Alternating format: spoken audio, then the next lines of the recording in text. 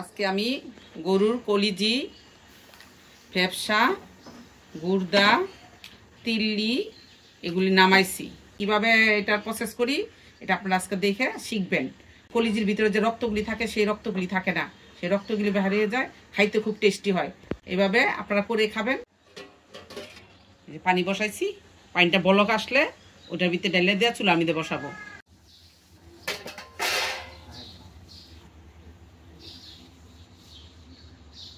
এই গরম পানিগুলি, বলকানো গরম পানিগুলি আমি কলিজার ভিতরে দিয়ে দিলাম। এখন আমি একটু নাড়াচাড়া করবো, এটাতে শক্ত হয়ে যাবে, কাটতে সুবিধা হবে। ভিতরে যে ব্লাডগুলি আছে ব্লাডগুলি বাইরে হয়ে যাবে, ভিতরে রক্ত আছে রক্তটা বাইরে হয়ে যাবে। যে এগুলি এগুলি সব ময়লাগুলি বেরিয়ে গেছে, ফ্রেশ হয়ে গেছে। এখন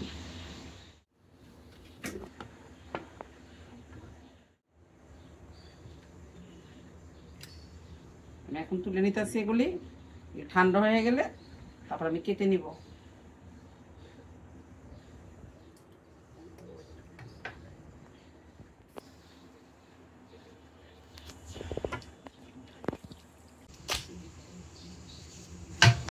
আনামানান দিতেছি, দিলে অনেক ময়লা পানি বাড়িতেছে, অনেক ময়লা পানি বাড়িছে। ঠান্ডাও হয়ে গেল, কাটতে সুবিধা হবে।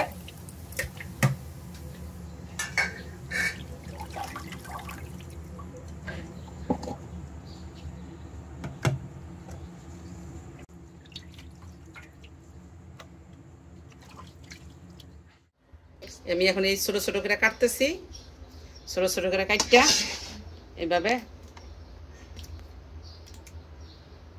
সবগুলো আমি এইভাবে ছোট ছোট করে কাটবো।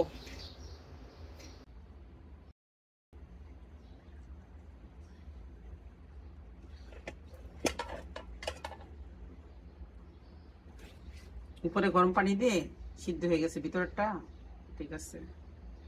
আবার রান্নার আগে আরেকবার ধোয়া দিব আমি।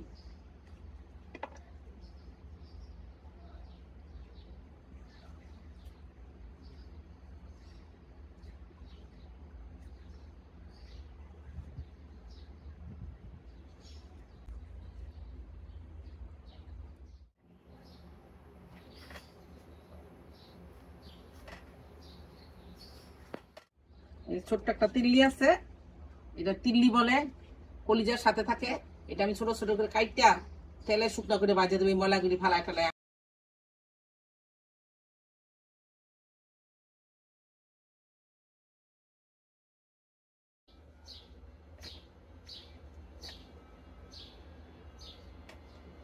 তিল্লিটা এই সাইজে করে কাটতে আমি এটা আলগা তেলে বাজবো, হলুদ মরিচ লবণ মাখাইয়া।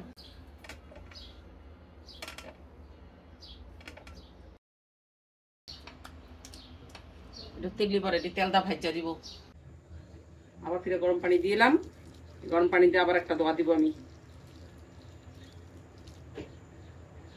এই যে আমি এখন গরম পানি দিয়ে দিতেছি, গরম পানিটা ধুইয়া আমি দেখাবো না কতটুকু সাইজের টুকরাগুলো করছি।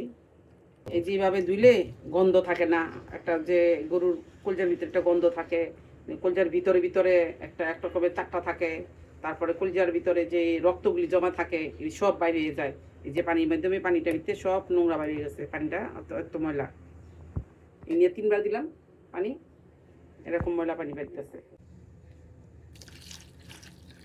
এটা তিল্লিটা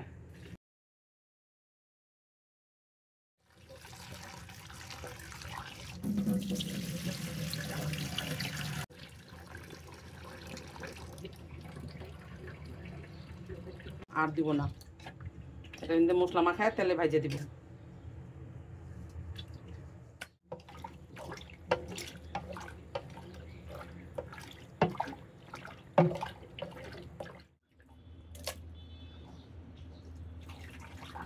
এইভাবে সাইকা সাইকা দিয়া 2 বার করে 3 বার করে দিয়া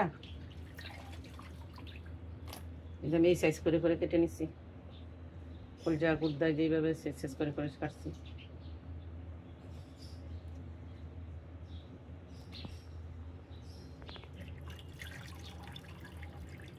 ফাইনাল ধোয়া দিতেছি গরম পানিতে, তো অনেক 3 বার ধুইলাম, এখন ঠান্ডা পানি দিয়ে একবার ধুইয়া লাস্ট